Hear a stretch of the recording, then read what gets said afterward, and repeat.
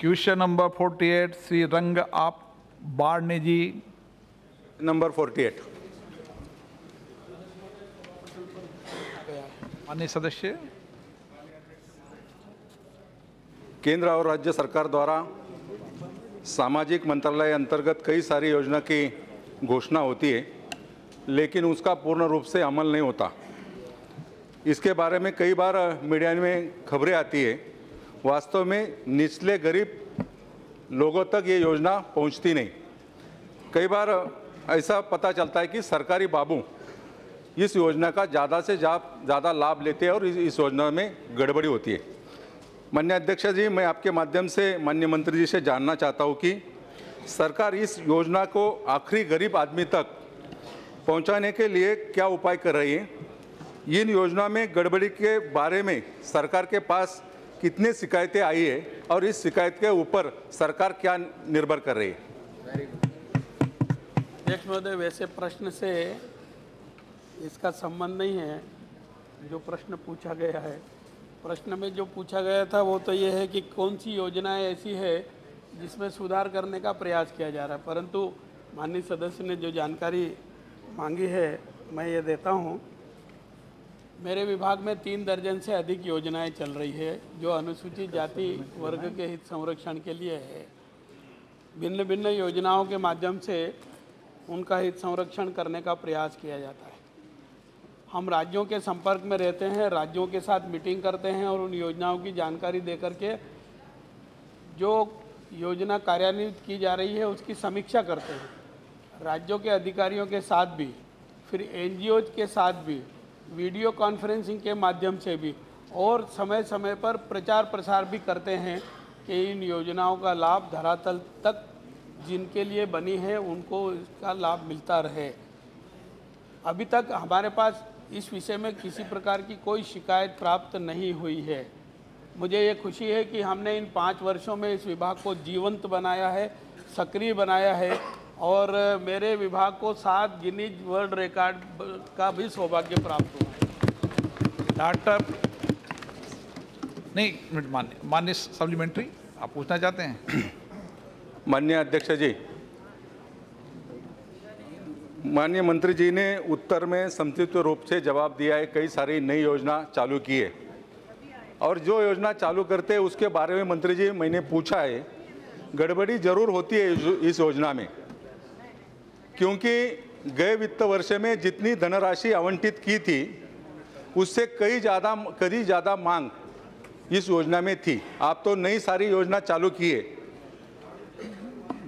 मेरा सीधा सवाल है कि इतनी सारी योजना आप चालू कर देते हैं, लेकिन मंत्रालयों से जितनी मांग धनराशि की होती है उतनी धनराशि वहां तक नहीं जाती।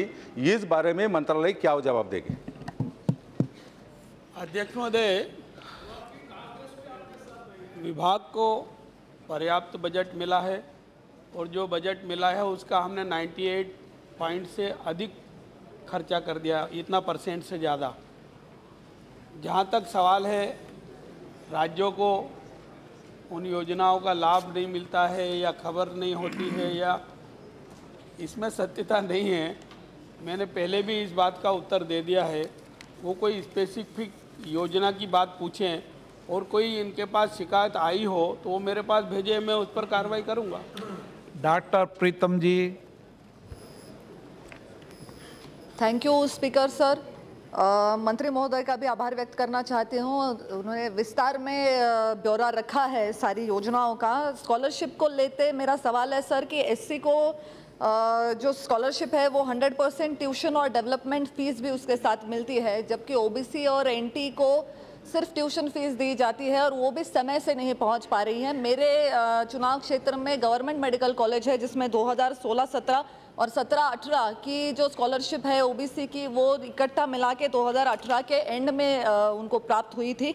तो क्या आप भारत सरकार, राज्य सरकार को कोई कड़े निर्देश देगी कि ये ट्यूशन फीस जो है उनकी वो समय पे जमा हो सके और हॉस्टल फीस इसमें इंक्लूड करने का कोई प्रावधान सरकार रखती है? सर, एक और सवाल है साथ ही मैं पूछ लेती हूँ कि 10% जो सवर्ण आरक्षण केंद्र की सरकार दे रही है उससे लोगों को एडमिशन तो मिल जाएगी और नौकरी में भी शायद आरक्षण मिल जाएगा, पर इनके शैक्षणिक जो शुल्क है उसका भार उठाने का सरकार कोई प्रावधान रखती है? अध्यक्ष महोदय, हमने शिक्षा के सशक्तिकरण के लिए 6 प्रकार की छात्रवृत्ति मय योजना चालू कर रखी है। उसमें pre matric, post matric, overseas scholarship, विदेश जाकर के पढ़ने के लिए स्कॉलरशिप, फ्री कोचिंग, फेलोशिप योजना आदि के माध्यम से हम उनका सशक्तिकरण करते हैं। मूल प्रश्न में जो बात है वो इससे संबंधित है।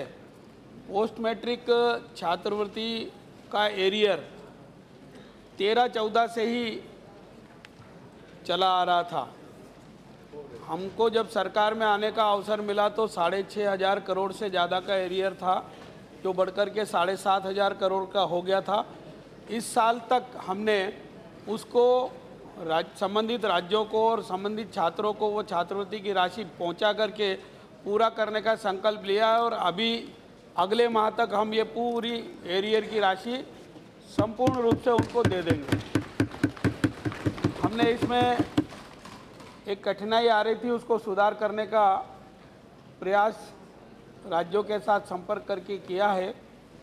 अभी तक प्रतिबद्ध देयता जो राज्यों की बनती थी, राज्य संघ राज्य की, उस कमिटेड लायबिलिटी के कारण बहुत सारे राज्यों को केंद्र का हिस्सा कुछ भी नहीं मिलता था और अगर उस नियम के हिसाब से देखते तो राज्यों से हमको लेना चाहिए, इस प्रकार की परिस्थिति बन गई।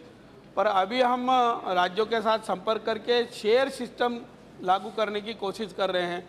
हमारा प्रयास है कि राज्य उसमें सहमति देंगे तो केंद्र प्रायोजित योजना होने के बाद भी हम सोचते हैं कि ये शिक्षा राज्य का विषय है, इसलिए उनकी भी कुछ हिस्सेदारी हो।